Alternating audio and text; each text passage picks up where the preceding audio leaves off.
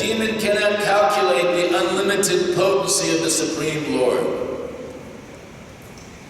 As stated in the Vedas, Parasya Shaktir Vividada Suryate Swabhaviki Jana Balakriyacha. The different potencies of the Lord are always working as an automatic exhibition of his knowledge. For a demon, it is certainly wonderful that the form of a lion and the form of a man can be united, since a demon has no experience of the inconceivable power for which the Supreme Lord is called all-powerful. Demons cannot understand the omnipotence of the Lord. They simply compare the Lord to one of them. Avajantimam mudha manusyam tanam asritam. Mudhas, rascals, think that Krishna is an ordinary human being who appears for the benefit of other human beings. Param bhavam ajananta, fools, rascals and demons cannot realize the supreme potency of the Lord. But he can do anything and everything. Indeed, he can do whatever he likes. When Hiranyakasipu received benedictions from Lord Brahma, he thought that he was safe, since he received the benedictions that he would not be killed either by any animal or by a human being. He never thought that an animal and a human being would be combined so that the demon like him would be puzzled by such a form. This is the meaning of the Supreme Personality of Godhead's omnipotence. So this is a famous story, but it's not just a story, this is reality. Sometimes here in India we think we just visited so many nice Nrsimha temples. So here, Nrsimha is understood as the incarnation of Lord Vishnu, or Krishna. So what is that story? We've been reading this story. So sometimes in other places in India think, oh, is there some fairy tale, or there's some mythology that there is, how can there be a half man and half lion? It's just, we've not seen such a thing. This is the philosophy of Hiranyakasipu in this verse. Hiranyakasipu, he is simply Paka materialist. He is known, Hiranya means what? Gold, and Kasipu means bed, linen. So, what is the nature of the materialist? He wants to gather money by any means, and he wants to increase his sex life. So Hiranyakasipu is that epitome of the materialist who has no interest whatsoever in God, has no interest in any spiritual life. Although Hiranyakasipu, we can say, because we know the other side of the story, he also, although he portrayed himself as a demon, he was also very, very fortunate, because he was also a devotee, but covered. We'll not tell that right now. But Hiranyakasipu is representing all of those people who want to become like Ravana, and Hiranyakasipu want to become Paka materialists at the expense of everyone. Let everything for I, me, and mine, and let me enjoy, and the rest of the world can go to hell. This is Hiranyakasipu. And not only was he like that, but when he got the benediction that I will not be killed in a day or at night, inside or outside, by any animal, any beast, any man, by any weapon, in any month. Yes, I'll mention it's not all right. So in this way he's thinking that I am immortal. No one can kill me. Now I will become the master of all. So what did he do? He immediately stopped all the brahmanas who were worshipping Vishnu and Krishna. He persecuted them. And what did he do? He put up his own statue. Just like someone may erect their own statue to themselves. He put a statue of himself, and he had all the different people worship him. If they did not worship him, they were persecuted. So brahmanas were killed, cows were killed, so many things, so many tribulations were being done on his behalf, for promoting him as the new God. This is the other aspect of the materialists. They don't want to believe in God, but they want to promote themselves as number one. Everyone should worship me, I am the best. I'm number one. So, why would it be amazing For such a person with no spiritual vision to come in contact with the Supreme Lord, who doesn't have to come, and can come in any form he likes. Why? Krishna, Vishnu, he is Ishvara. Ishvara, but not just ordinary controller, Ishvara. He is Paramishvara, Ishvara Parama Krishna, Satchidananda Vigraha, Anadir Adir Govinda, Sarvakarma Karma. His body is made of what? Satchidananda. Sat, eternality, Chit, knowledge, Ananda, bliss. He is not this material corpus of blood and flesh. So we are limited within one little tiny jiva soul. 1/10,000th the tip of a hair is the dimension of our spirit soul. And we're incarcerated in this material body, just like one of those transformer robots that they see. We're a little tiny being with this big, huge material body going around. But Krishna is not subject to the pains and miseries of this material body. He's not subject to birth, death, old age, or disease like we are. He is eternal, and therefore his form is what his form is, although it's medium-sized, it also can expand through all the universes. We see in the platform of Vamana, when Vamana took 3 steps and 2 steps, he covered the entire universe up high and down low. Everything was covered just by the movement of his legs. And similarly, Krishna and Vishnu are so powerful that they can do whatever they want. Their energies or shaktis are simply waiting there with folded hands how to serve it. He is the Shaktiman. He is the possessor of all shaktis. And therefore, all of the potencies are just simply waiting to assist Krishna as he desires. So here this Hiranyakasipu, he went to Lord Brahma and got this benediction, and he's feeling that now I'm immortal, should be worshipped, I am the best. But little did he know when he started persecuting his son. When he was doing his austerities, he was performing austerities, and he was performing severe austerities. He would stand on the tip of his toes with his hands raised, until all the flesh of his body were eaten off by the ants, and a big anthill came up over it. And what was happening? Blazing fire was shooting out from the top of his head. Although the body was simply eaten away, he was maintaining his life in the bones. So none of us can do this austerity. But at the same time, what was his purpose? He wanted to become immortal. But Lord Brahma said, I cannot grant that, because I myself, I am not immortal. I also have to give up this body, this material. Although I am maybe the chief devata in this material world, I live for a very long time, but I also have to give up this body. So he said, okay, then grant me the boon that I will not be killed in day or night by any man or by any beast, by any weapon, in any day, inside or outside, in any month, whatever. And he's thinking, all of the materialists is thinking like this, let me figure a plan that will get by and cover all my bases, and therefore I can become the best. But even whatever intelligence that we have, whatever buddhi that we have, it's insignificant to the intelligence of the Supreme Lord. Krishna says in the Bhagavad Gita, Tesam satata yuttanam bhajatam pratipurvakam dadami buddhi yogam tam yenam amupayatite. So Krishna is the giver of intelligence for those who devoted to him. He also says in the Bhagavad Gita, from me all knowledge and remembrance is coming. Everything is coming from Krishna. Therefore, we as tiny jiva souls are no comparison to his unlimited knowledge. We're like the ant that's walking on the floor here in the temple room has no clue they're in Mysore or they're even in a temple. We're like that, insignificant to the power and the glory of Krishna. But yet, as a devotee is very significant, because as a devotee, Krishna is surrendered to his devotee. Das, Anudasa, the servant of the servant of the servant. But as we know in the pastimes of Krishna and gopis, that the one that Krishna was saying to the gopis, he was saying, there's so much love he was possessing for them, I cannot repay you. Because they're loving so strongly, he was purchased by that love.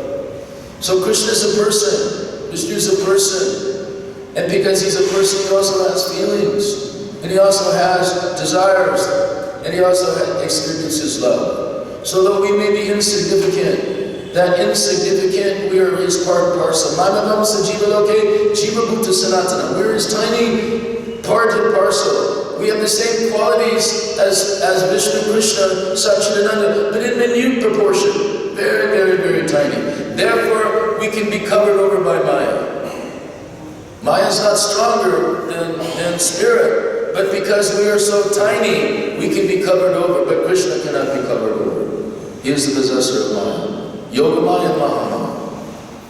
So here Hiranyakasipu is amazed and bewildered. Who is this person coming out of a pillar? Because why? Prahlad was standing in front of them, and he was becoming very agitated with Prahlad. As Prahlad told him, who is the best person? He said that Bhagavan, Vishnu is the best person. And then when Hiranyakasipu got angry, is he here? Is he there? Is he in this pillar? Prahlad is sort of, yes. He's in this pillar. And Nrsimha Bhagavan, standing behind the pillar, was very sorrowful. Why was he sorrowful? He took too long to come. Prahlad was getting persecuted in so many ways. He's being thrown off the mountain. He's being put in boiling water. He's being trying to be stepped on by elephants. So many persecutions that Hiranyakasipu, he tried to poison him. They tried to put him in a stake and burn him. He also had been holy. All these things were being done to Prahlad, but Prahlad was simply a surrendered bhakta, and he was chanting Hare Krishna, Krishna Krishna, Hare Hare, Hare Rama, Rama Rama, Hare Hare, and nothing worked. None of the attempts to kill him worked. In fact, Hiranyakasipu lost his own sister in the fire. She was given one Agni covering, so whatever she covered would be exempt from fire. So they put Prahlad in her, and she coaxed Prahlad to come with her in a stake, and they lit that fire. But by the course of the supreme will, the shawl had flown off Holika and flew onto Prahlad, and she got burnt, and Prahlad was saved. And similarly, when they tried to be poisoned from his own mother to try to poison him, who was called? Vishnu called that Lord Shiva, he would come. So he would took all the poison in his own mouth, and Prahlad was taking prasad. Although there was enough poison to kill the entire world practically, he was unaffected. So Hiranyakasipu, after so many attempts to try to kill his son, and what was his son's fault?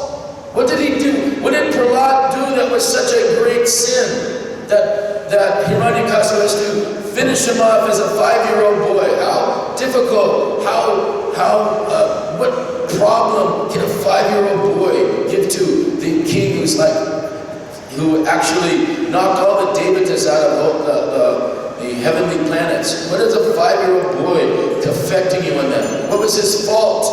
That he was a devotee of Vishnu. That was it. Because, Hare Krishna. Hiranyakasipu's brother, Hiranyaksha, was killed by the boar incarnation. So from the very beginning, Hiranyakasipu, he was against Vishnu. And anyone who's against Vishnu has the same epitaph. If you're against the platform of God, your future is not very bright. You may revel in some temporary happiness or some temporary glory for a short period of time, but you should know that it'll soon be winding to an end. So at this point, after persecuting his small son, and Prahlad told him that, yes, my Lord is in this pillar. So Hiranyakasipu took his sword and immediately clanked it against the pillar. And you hear this crack, and then there's a loud roar, Rah! Shaking the world. What's happening? Devatas in the upper planetary system started falling from airplanes. Things were coming.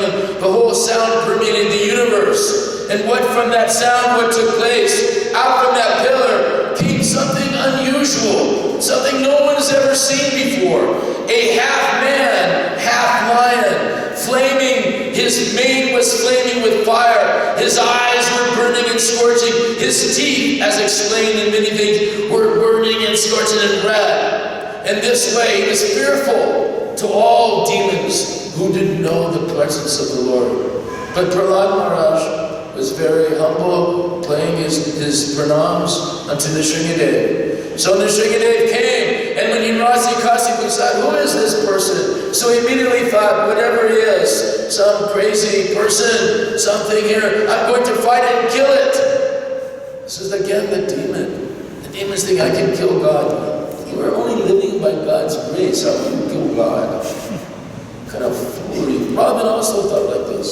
So this is the nature of the demon. Think I can kill God, I am the best. They're puffed up. This material body that stays for a little time and grows old. We can remember when we had hair and we were young like some of you and we had energy. Now we're old men, no hair, having to have glasses, fat, so many things. This body is a lump of ignorance. All of you are praying this verse every day when you're taking prasadam. Oh my Lord, this body is a lump of ignorance, and the senses are networks of path leading to death. So how is the senses a network of path leading to death? This lump of ignorance is going to conquer the kingdom of God and kill God. This is their foolishness. So Hiranyakasipu was completely enamored by ahankara. My position, my power, everyone's worshipping me, therefore I am the best. But he met his match. Nrsingadev came out from that pillar, and very shortly there was a battle that took place. There was a fighting that took place, and that fight was very interesting. You'll read it later here in the Bhagavatam, so I won't say too much about it. But their fight between Hiranyakasipu and Nrsingadev. But it was explained that Nrsingadev, just like someone just takes a wasp and bifurcates it. He ended up taking Hiranyakasipu and bewildering him. But by the nature of the Supreme Lord, with his supreme intelligence, what took place? Lord Brahma gave that boon to Hiranyakasipu. So, but Nrsingadev, honoring Lord Brahma's boon, he didn't kill him with any weapon. And he wasn't an animal nor a man. And he didn't kill him with any weapon, but he killed him with his claws. And he didn't kill him inside or outside, because where did he kill him? In the porch, in the doorway between inside and outside. And he didn't kill him in day or at night, because he killed him in twilight, just in between. And he didn't kill him in any month, but he killed him in the Purushottama month, where there's the 29th day. So it escaped being in the regular calendar day, because it was day 1 month, where it had that year was the 29th. So it wasn't considered in any part of that 80 calendar month. And so many other words. He wasn't killed in the sky, or on the land, or in the water. He was killed on the lap of Nrsingadev. So honoring all the boons of Lord Brahma, he immediately tore apart the demon Hiranyakasipu. And what did he do? He bifurcated and he threw the garland of Hiranyakasipu over his head, dripping down with blood. Blood was entering his mane, fearful. Everyone was there. Then who came? Narada came, Lakshmi came, Brahma came, and they're all like, Nrsingadev is roaring, and they'll go, you pass by. No, not me. And then they turn, no, you pass. No, Lakshmi, she's your husband, you pass. Not me. And so finally, Prahlad ran up to Lord Nrsingadev, and what did he do? He jumped on Nrsingadev's lap. And then Lord Nrsingadev, he started to become pacified. And he put his hand on Prahlad Maharaj, on his head, because he was very sorrowful. He took too long to get there, because he offered his pranams in that sense to Prahlad, because he was very sorrowful he took so long to get there, which is told in other stories. And then from that point, by touching Lord Prahlad on his head, Prahlad gave his Prahlad Charita. His wonderful, wonderful explanations from Prahlad Maharaj that Prabhupada always quotes. So we should understand that this story of Hiranyakasipu and Nrsingadev is not a fairy tale. There are so many stories and so many things for the devotee. Lord Nrsimhadev comes to protect. He is the protector. Because in this material world, especially in Kali Yuga, the number of the asuras are increasing. Unfortunately, in Kali Yuga, the devatas go down and the asuras come up. So in this particular time, Lord Nrsimhadev is very active in protecting the movement. Just like outside, you're doing daily the Nrsimha Yajna, and you have Nrsimhadev on the altar. So you're getting also his blessings. You're getting his blessings. And if you get the blessings of Lord Nrsimhadev, then your life is perfect. Why? Because Nrsimhadev is also very kind to his devotees. There are many verses where Prahlad was very kind. Jai Nrsimha, Sina Sina, Jai Nrsimha, Prahlad Isha, Jai Prahlad. So many nice things we should understand. But what is the distinction? Lord Vishnu, Lord Nrsimha, they're all expansions of Krishna. And Krishna is the supreme person. And the supreme Ishwar means he can do whatever he wants to do. He's completely free to do whatever he wants to do. He's not bound by any of the material laws. He's created this material universe. But those of us that have come here, what is our fault? Our fault for coming here is that we became apathetic. We don't want the service of Krishna. We became attracted by the glitter of this material world. So, many eons ago, when we first came into this material world, we became into this world somewhat as an offender of God, because we didn't want to serve Him in the spiritual world. So we have this opportunity, this material world. But those of us have been here many lifetimes in this samsara, birth, death, old age, and disease. So now, those of you who are devotees here, you're getting an opportunity. Because Krishna is giving you, calling you more, coming closer. Come. So he's wanting to, whatever step that you take toward him, he takes step toward you. And he's calling you, come back home. This is not your home. You are a foreigner here. Just like I am a foreigner in India. We are all foreigners in this material world. This is not our home. We are spirit souls. So we should desire to go back home. And this is what Prabhupada came to give. People were sleeping. Jeev Jago, Gora Chandra. Lord Chaitanya came to give this very wonderful Raganuga Bhakti. Only one in a day of Brahma that Lord Chaitanya will come. And Lord Chaitanya came as the combined form of Radha and Krishna. And he came to give this tremendous love that the Gopi Baba love, this Manjari love that is found in Brajadam. But not only that, it came as the Yuga Avatar also. And as the Yuga Avatar in this age, there is no other alternative. Harinama Eva Kevalam, Kluva Nasteva Gitanyata. There is no other, not by karma, not by jnana, not by yoga, but by Harinam. By chanting the holy names of the Lord, that is the process that one can go back home, back to Radha. So, Lord Chaitanya also came to give this. So in this platform, in this way, coming down in our disciplic succession, from Lord Brahma to Narada to Vyasadeva to Madhvacharya, coming down to Sri Chaitanya Mahaprabhu, and down the lineage from the Goswamis, and from Krishnadas Kaviraj, and from Narottam Das Thakur, and Vishwanath Chakravarti, and Baladev Vidyabhusan, and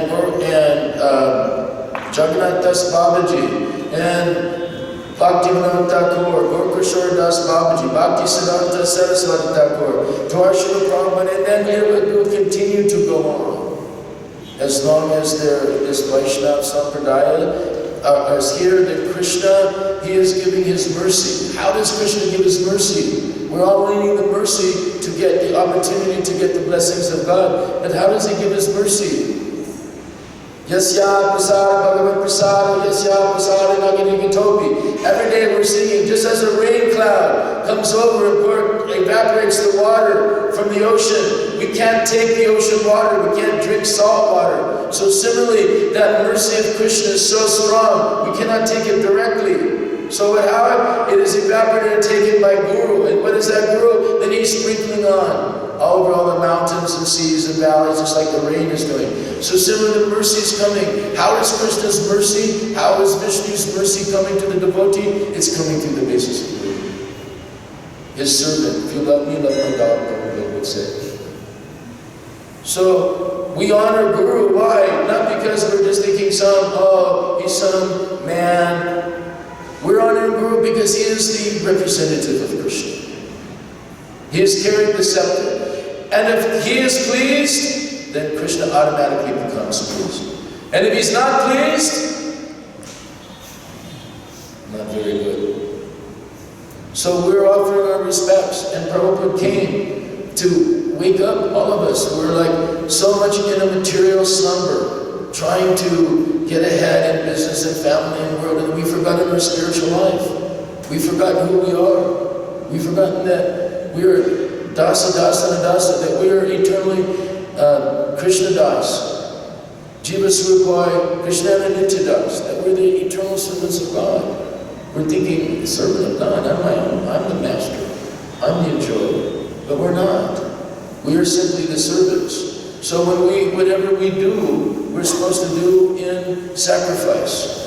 We're supposed to do to please God. But if we're doing all the things that we're doing simply to please ourselves, our family, our employers, then we're missing the opportunity of life. Not that you can't work, not that you can't have family, but you have to put the priority in the proper perspective. Everything that we do, we should be doing to enact the platform of the human form of life. And what is that goal? In the Vedanta Sutra it says, Atato Brahma Jigyasa. Wake up, sleeping soul. Now what is it? Atato Brahma Jigyasa? A very loose translation. Congratulations. Welcome to the human form of life. You're meant to inquire, who am I? Why am I suffering? Who is God? What am I supposed to do here? We're born in the darkness of ignorance. Om Agnyatamanandasya Gyananjana Salakaya Chaksur Unmilitan Ginitasmai Sri Gurave Namaha. Our eyes were closed in ignorance, not knowing who we are, where we're going, what we're to do. But who has opened those eyes? By the torchlight of God. Spiritual Master is giving. What is he giving? You would see, for those of you who are too young, but I used to be Prabhupada's guard. And I used to run all of Prabhupada's darshans in Mayapur, Vrindavan, for 7 years. What to speak of, we distributed all these books in all the universities and all over the world. But when you would see Prabhupada sitting in a little desk like this in Mayapur, Vrindavan, or in his bed, sometimes he would sit with a little thing on his bed also. And he, with glasses, and he'd have his tape player. Sometimes you saw some films like this. But he would be there relentlessly. Other people are sleeping, everything he's translating.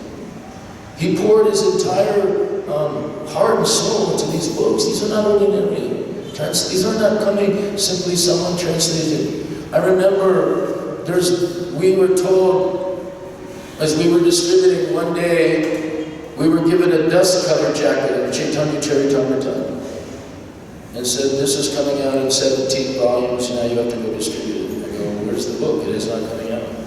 I said, 17 volumes. He said, how long is that going to take? And I said, no problem. I said, it'll be done in 17 days. I'm going, yeah, really? But Prabhupada translated the Chaitanya Charitamrita. If you read Chaitanya Charitamrita and you read the purports in that book, and you see, I don't care what 17 years, it has so much importance that Prabhupada finishes so quickly, and the books are printed by the BBT in 17 days. And that was a miracle in itself.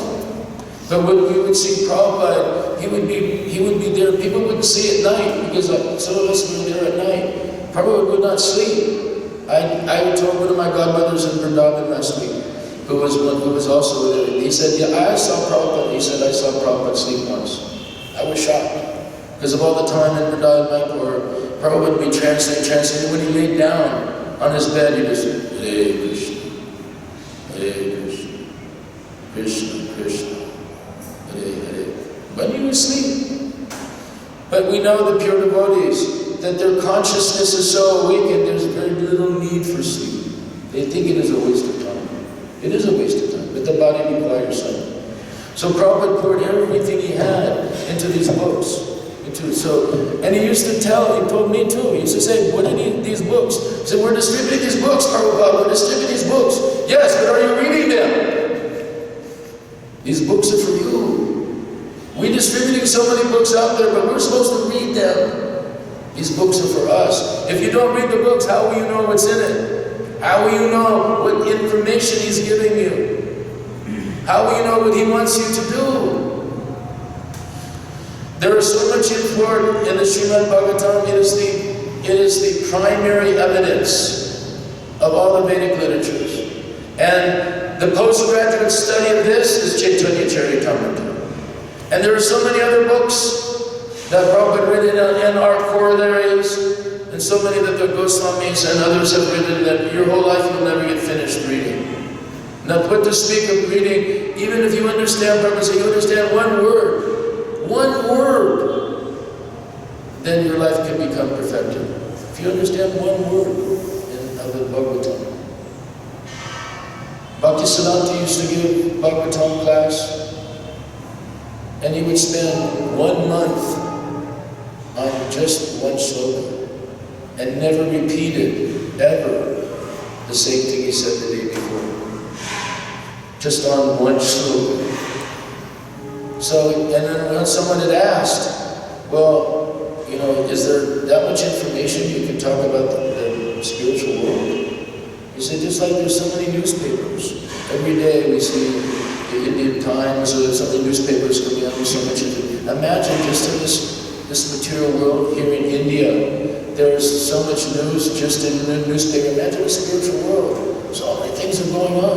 Damodar Leela is taking place everywhere. Lord Krishna is there. And as he's there, as Mother Yasoda was trying to take care of Krishna because he was hungry, as he backed down off the bed, then what took place? Then Mother Yasoda was feeding him. But then she started to see the milk was boiling over. And the milk was thinking, what to do? I'm giving up my life. Mother Yasoda's breast milk is unlimited. Krishna's hunger is unlimited. What is the use for us?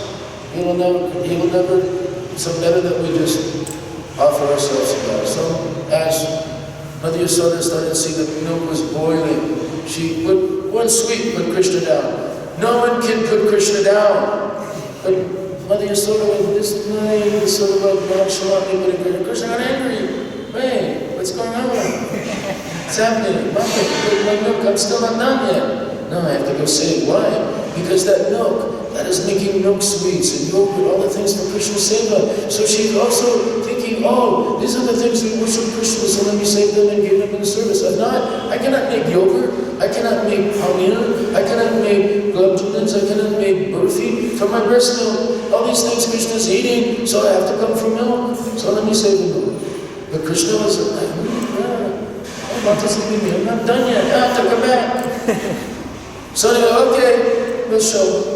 So as he scampered down, as he got down, he had to, very difficult to get down to the floor. And as he went, he found some pots. And he was thinking, oh, there's some yogurt. So he took a pestle, banged that pot, and the yogurt spouted, yogurt hit the bottom of it, like having a big hose and shooting everywhere. So yogurt's now shooting everywhere, and Krishna and his little tiny feet are all, as I'm getting yogurt everywhere, and he's walking everything. And he was able to distribute the yogurt and the blood that was running. So the monkeys were coming, he went into another room, and there the room was sitting by the door, and all the monkeys were coming, because in the previous incarnations of Brahma, all of the varnas that came with Hanuman and stuff, he wasn't able to give them nice prasad. So in this incarnation, he was going to have the varnas that are coming, they're feeling a very nice thing. Oh, yeah, come here. And then saw a scene like this, when Yasoda was creeping up into that very stealthily scene. And how did she find him? Because his little feet, leaving footprints everywhere, up more than Roma. So she came back from behind him. And as she come back from behind to get him, Krishna, he was very making sure, because he was a little worried.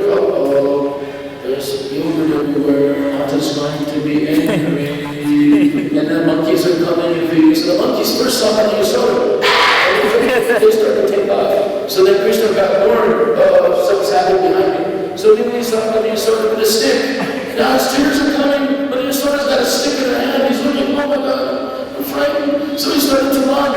And Mother Yasoda started coming after her. Mother Yasoda is also, she's very breastfed, thin waist, and she's running after him. Krishna's running faster. She didn't catch him. She wasn't catching him.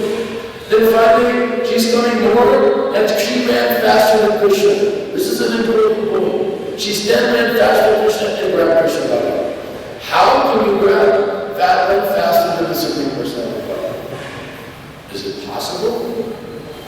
The important part of this is her love was so high and so strong that it was faster than Krishna. So to catch Krishna, you have to have Mahabuddhi brain. Otherwise, Krishna will not be caught. He can easily go anywhere. But because she ran so fast, because her prema was so much, Krishna submitted. Okay, I've got God. And then what did she do? She went down to bind him.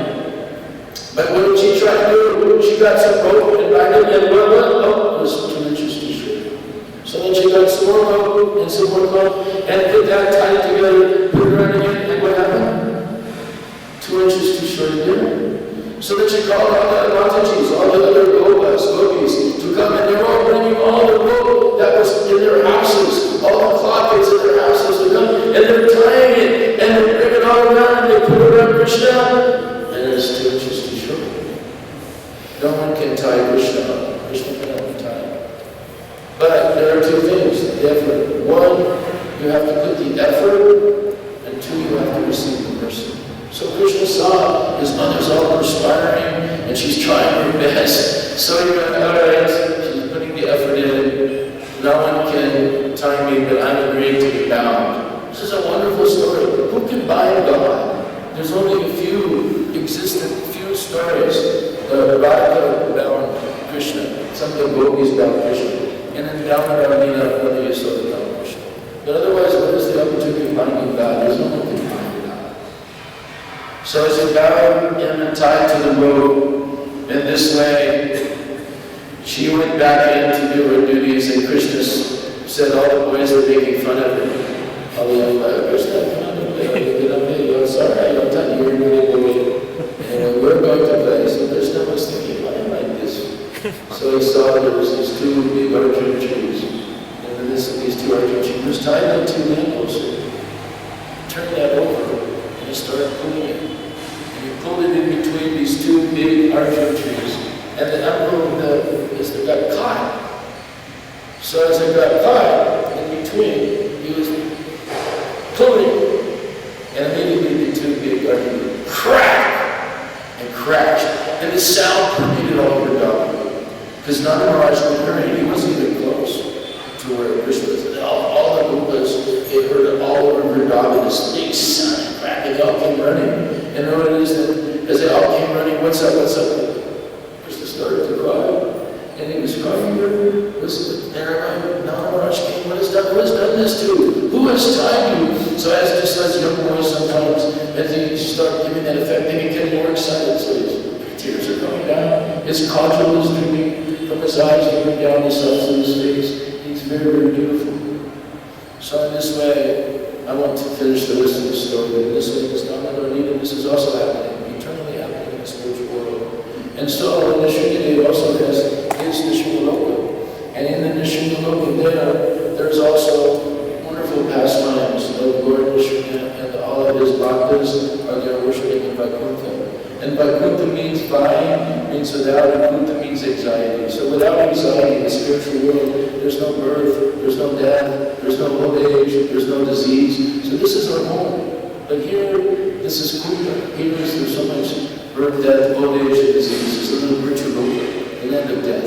So you should not desire to stay here. This is like a man who's going on a journey, and he stops at a hotel, and he gets involved in all the management of the hotel and forgets that he's supposed to be going on to New York or going on to Delhi. So this way, this material world, our business is to get through this as quick as possible, and actually use the opportunity to remember God and to engage in service for Him. But if we don't forget our purpose, and we simply engage in all the eating, sleeping, eating, and defending, and so many activities in this material world, we become again overcome by mind, and we'll forget our position as spirit soul. And again, what will happen? We'll engage in so much activities, creating karma, that will force us again to take another birth in this material world. So, you are all fortunate. You are all now the sons and daughters, ascribing into this yogi sampradaya, and the opportunity to wake up and to fulfill the mission of the human form of life in this birth. You have this opportunity, so please take advantage of it. That you're nicely situated in a nice temple, performing archan and kirtan and prachar and so much feeding of public. So it's not a nice state of work. Krishna is going to give you a nice state, and he's giving you Vaishnava Sangha association. So don't waste your time.